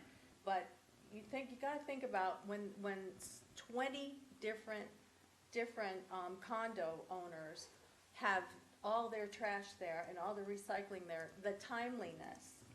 I mean, I've done videos where I've had to get my mother into the driveway coming back from the doctor, and I've done videos 15 and 18 minutes where I'm sitting there like this and I can't get in. And Or that's if I on have an appointment and. Friday and Tuesday, Sarah, or? Any day. Daily pickup Friday, Tuesday. Friday and Tuesday, but I mean, any day that they're there. Friday's the worst. Okay. Because that's a recycling, and there's, everybody's recycling, there's this massive stuff. And it spills, and you can look at the street, it's filthy, from all the, they have to, the hydraulics, all the stuff that, drips out of the truck, so we get it all, So- and it's not better. So since we're doing the sign package, are they already working on the Fayette sign? Yes. They already are? Yes. That would be so good, thank you. Well, I Yeah. was just gonna actually hold it off and do it as part of the package, but it's too No, late. it's It's already. already part of the street sign part. Okay, so we're taking number 6, so we're not gonna deal with number 6 till next. Well, you week. can you just make a motion to postpone this item to a future meeting, please? Motion to postpone, Motion to postpone item to future meeting. So item number 6. Second? Item number 6. All those in favor signify by saying aye. Aye. Okay, staff report, town manager.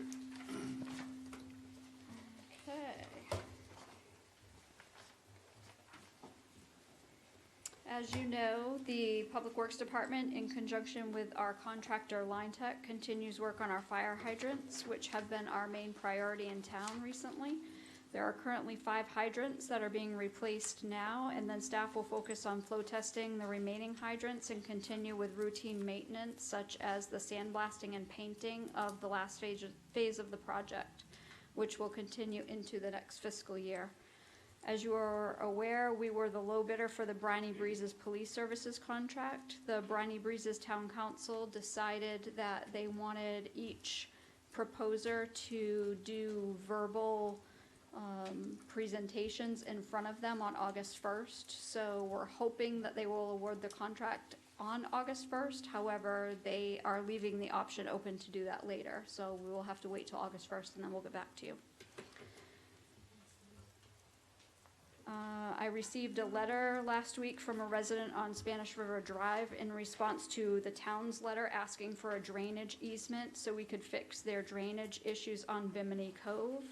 They will not be granting that easement to us, so we're unable to move forward with drainage solutions in that area that would have been the least expensive for the town. And we're not talking about the Spanish River Bend, we're talking about the other end. We will continue to explore our options, though we're limited without the necessary easements in that area. We received notification last week that FDOT will not be approving the crosswalk installation on A1A near Crown Colony and Fayette Drive. They indicated that the traffic study numbers don't warrant the need for a crosswalk at this time, so we have removed the $20,000 from the budget request. Road work began on Wednesday last week due to the water main break on A1A near Ocean Avenue. The initial work has been completed and the contractor will need approximately 30 days for the road to settle before they will come back and provide the mill and overlay for the entire area. Our first meeting with the new Septic to Sewer Citizens Oversight Committee has been tentatively scheduled for July 15th at 10 a.m. Representatives from Boynton Beach are prepared to present to the committee at that time on their plans. And I'm working on an agenda and have informed the committee members of the upcoming meeting. And also now our new financial consultant, Raf Tellis, will also be attending that meeting. For clarification, so Boynton is planning on presenting at that meeting? They are. Yeah, but Boynton has said they're presenting like 3 different times. And then when they've come, they haven't had anything concrete to present. They are planning to present at this meeting All right, call Ron. so far. And what are we doing to publicize this meeting? Because I think that this meeting is Very probably important. Very important. Yes, so we're advertising it now to the public. We're gonna be putting it on our website and doing the agenda and posting it like we usually do. We'll be sending it out on our new Civic Ready as an alert. So whoever is signed up for that will receive that information. And since we're already into July, are we doing any type of newsletters? Yes, we do a newsletter on Friday of this week. I so we would can think add it we'd to want that the as well. exact opposite, frankly. We have a committee that's pretty expert. We have just hired a consulting firm that's incredibly expert. We have a town engineer. So I think it's wonderful for the public to go to the meeting, but I think we need that crew to get together uninterrupted, so to speak, and see what the options are open to us. I feel completely the opposite. I know. I'm not discouraging the public from going, but it's really the first meeting of this group that's going to be our experts. I think it's more important that the public hear from Boynton in particular, not necessarily to impede what our committee is doing or what the consultant might hear, but I mean, I think it's always important for us to hear what Boynton has to say. And to your point, since they really haven't said much. Maybe after Boynton public presents, they have the comment, public that's comment and the guys go forward with the closed meeting. You can't restrict that. Can we do that? No? Because We can schedule. Well, it's gonna be a at the end of public the meeting. Right, So yeah. if- So you just that's a good idea. filter where you want Yeah. the public Yeah. comment, so. If, do it yes. on- I mean, if they want to take public comment, it's really up to the subcommittee, to that committee. I imagine they might, but it's really kind of up to them on, When, where, and how. It's not, Yes, Either that or. hold it at I the just, end. We were talking about maybe not having public comment, or if we did, make it at the end of the meeting, rather than going as the meeting progresses. So it doesn't stop the process of Yeah, the just have a meeting subcommittee, and public but comment. still available for anybody who has a better idea. Okay, sorry to interrupt you. Oh, no problem. And my last item, I met with the members of the Ocean Ridge Garden Club Executive Committee last week, and they have set their event dates for 19 and 20. Please mark your calendars for a Veterans Day celebration at Town Hall on November 11th, a plant sale and pet pictures with Santa on December 4th, our annual Light the Lights holiday celebration on December 6th, and the Art and Wine Gala on February 29th. And they'll also have another community event to be announced on March 21st. So I heard someone laughing. Who came up with the pet picture with Santa? Some of the executive committee members. With pets. Do you not like your Oh, don't even go there. Okay, thank you very much, Tracy. Yes. Town attorney, No report. police chief, Monthly reports attached for your review. In addition, we will be answering questions at Briney on August 1st. If anybody would like to attend, it is a public meeting. It is scheduled for 3 o'clock presentation or question and answer session, basically, for Boynton, and 4 o'clock for Ocean Ridge, done by the flip of a coin in their last meeting. could you repeat the time and date? August 1st, Yeah. 3 o'clock for Boynton and 4 o'clock for us. We will be there in attendance, both. You want to be there at 3 to hear the Boynton comments, 4 to hear the chief do the closing comments. Right. It's supposed to be a question and answer. Yes. There is no format. They've said that they are not providing us with a list of questions in advance. But they did say that they were going to ask each of you the same questions. Correct. I hope They asked that they asked the same questions, yes, I Yeah. heard that. Brian agrees. It'll be an interesting meeting. Are you gonna arrive with, do you have people with you? Other police officers? I hope to have more than myself there, yes, I hope to have a And couple the of golf people. cart and the bicycle? Show all our options, If the right? low-speed vehicle is out of service right now, it broke this morning when we tried to take it out, so we're getting it fixed, and I'm hoping to have it back in place. They don't I have tried to parking take it there. to the original meeting, but it was, Isn't it under warranty? I'm certainly hoping. I have to call them in the morning and find out. We've There's checked only everything parking we for can. 3 cars in front of Exactly, the town. parking is very minimal.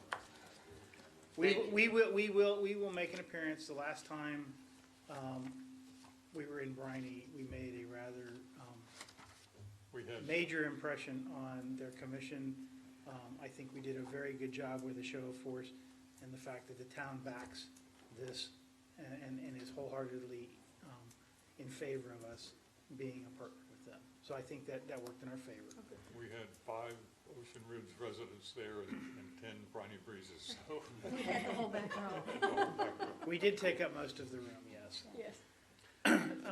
Just a reminder, July 1st today, the ban on texting and driving is gone into effect. Most state agencies will be issuing warnings for a couple months. And in October, an enhanced penalty goes in for texting in a school or a work zone. The fine for texting while driving as a primary offense is $168.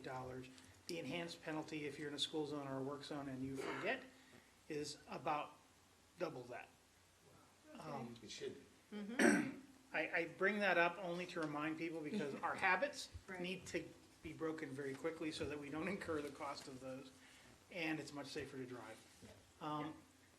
We will be seeing a hands-free option coming forward in school zones and very strictly enforced in January. So the law goes into effect in October, but the Florida Highway Patrol says in January they'll have 0 tolerance. We had some meetings last week in Tampa. By hands-free, if you have earbuds and hit the speaker. You are not allowed to have earbuds in your ears when you're operating a motor vehicle. So you can't answer your So phone. your iPhone earbuds that you put in your ears is Yeah. currently illegal now. I only put one.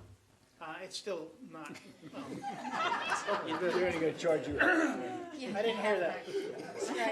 So what that effectively Somebody means, needs if to you take don't the mayor out have and a tell him he Bluetooth, can't have his Right. if you don't have Bluetooth to your dash. So the idea is it must be completely hands-free, and Yeah. unfortunately, the prohibition on earbuds or headphones existed prior to this legislation. Did not know that. I'm just trying to get the word out because I don't want any of Sure. you to be interrupted in your text conversation by a police officer. Not a problem for me. Or an accident. We are currently doing a school supply drive initiated by Officer Boyle. She has, once again, partnered with the Guardian Ad Litem program. Some kids that we know are underserved and that we like to show our love for and caring. And we've already gotten a considerable amount of donations from the residents, and I wanted to thank everybody now and ahead of time for those that are gonna help us out. We'll be collecting those, I believe, until August 24th. Is there a memo? We did send out on Civic Ready, we sent out, it's basically basic school supplies. And Staples has got stuff bone cheap, You 9 know, cents, whatever 10 you cents. would normally buy for your child, it can be a backpack, it could be paper, it can be pencils, colored pencils. We are taking everything to the Guardian Ad Litem program, and they've said, whatever we can bring is a huge and tremendous boost to their facilities. Ice Cream Social, July 17th. Officer Boyle, once again, has arranged for the ice cream club to provide us with some ice cream in hopes that the residents can come out around 6 o'clock. We'll be here from 6 to 8 and join us. We would like to help you and introduce you to Civic Plus and Civic Ready in an informal presentation. And if some folks have said they're having issues signing on, we'll have some computers set up so that we can help you or show you how to do that and hopefully answer some questions. And obviously, it will be like the Coffee with a Cop presentations that many of you have come to.